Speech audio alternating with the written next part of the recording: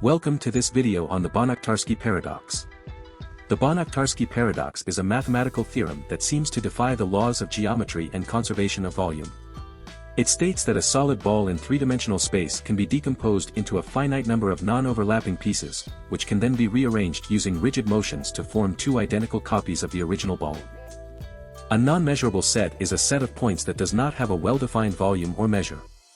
In simpler terms, it is a set of points that is difficult to measure or quantify. An analogy for this concept is a sieve.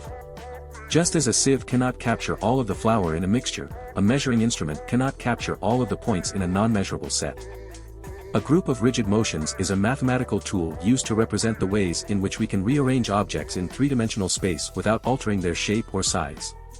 An analogy for this concept is a toolbox. A toolbox contains a set of tools that can be combined in various ways to produce different results. Similarly, a group of rigid motions contains a set of motions that can be combined in various ways to produce different configurations of the objects being manipulated. The free group on two generators is a specific type of group of rigid motions that consists of all possible combinations of rotations and reflections around two axes in three-dimensional space. An analogy for this concept is a combination lock.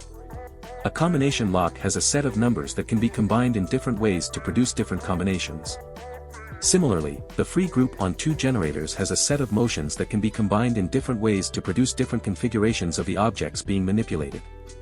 The paradoxical result of the Banach-Tarski paradox arises from the fact that the decomposition of the solid ball involves breaking it up into infinitely many pieces, some of which are non-measurable. The rearrangement of these pieces involves using rigid motions, which preserve distances between points and volumes of objects. However, some of these motions can involve reversing the orientation of certain pieces or rotating them in such a way that the resulting pieces overlap in a specific way. This overlapping allows the pieces to be arranged in a way that seems to create more matter than was originally present. This phenomenon is known as the paradox of the Banach-Tarski theorem. In conclusion, the Banach-Tarski paradox is a mathematical concept that involves decomposing a solid ball into non-measurable pieces, and then rearranging those pieces using rigid motions to form two identical copies of the original ball.